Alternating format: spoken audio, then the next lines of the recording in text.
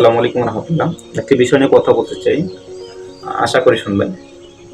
বিষয়টি হচ্ছে মুসলিম identity crisis, অথবা মুসলিম জাতিসত্তার যে পরিচয়, এই পরিচয় নিয়ে হীনমন্যতায় ভোগা।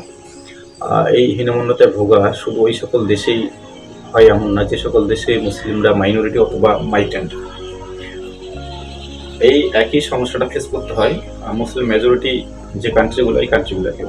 হয়তোবা মুসলিম মেজরিটি কান্ট্রিগুলোতে এটা পিপুল টু পিপুল অথবা একেবারে রুট লেভেলে ফেস করতে হয় না, কিন্তু দেশের যে কর্তা ব্যক্তি অথবা সরকার থেকে তাদেরকে রেগুলার ফেস করতে হয়।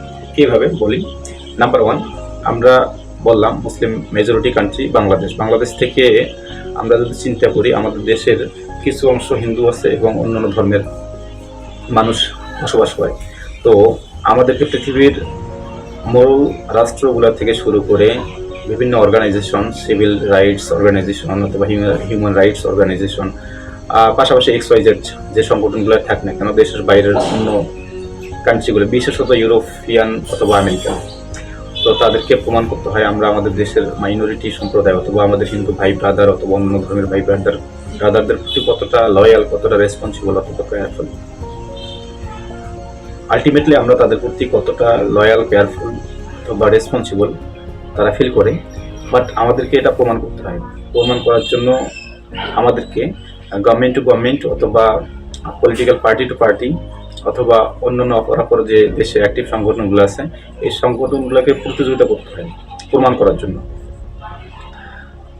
একই প্রেক্ষিতে আপনি চিন্তা করেন ইন্ডিয়া, চীন অথবা অন্যান্য কান্ট্রিগুলা, যারা অন্যান্য ধর্মের মেজরিটি দেশ, যেমন ইন্ডিয়ার কথা বলি, ইন্ডিয়া হিন্দু মেজরিটি দেশ, সে জায়গায় মুসলিমরা মাইনরিটি। তো আমরা ওই জায়গায় কিন্তু পৃষ্ঠার অপর দিকটা দেখতে পাই। ওই জায়গায় মুসলিমদের উল্টা প্রমাণ করতে হয় তারা কি পরিমাণ লয়াল, তাদের হোমল্যান্ডের প্রতি রেসপন্সিবল অথবা ডেডিকেটেড। আপনারা নিশ্চয়ই জানেন তাদের এই আত্মপরিচয়ের সংকট অথবা ইন্ডিয়ান বলে নিজেদেরকে প্রমাণের যে সংকট কি পরিমাণে প্রকট। অপরদিকে তাদের যে হিন্দু মেজরিটি পার্টিগুলো আছে অথবা মানুষজন আছে, একেবারে তাদের সুপ্রিম লিডার থেকে শুরু করে একেবারে রুট লেভেলে, বটম লেভেলে যারা কাজ করে, কর্মী পর্যন্ত, তারা অনবরত মুসলিমদেরকে হুমকি দেয়, মুসলিমদেরকে তাদের সম্পদ, তাদের ইজ্জত আবরু, ইভেন তাদের জীবন হানি করার মতেও গ্রাউন্ড তৈরি করতে দ্বিধা করে না। তো আমার এই জায়গায় দীর্ঘদিনের ব্যথা যে আমরা বাংলাদেশ থেকে এটাকে প্রুভ করতে চেষ্টা করি আমরা লয়াল তাদের প্রতি, তাদেরকে আমরা অনেক টেক কেয়ার করি।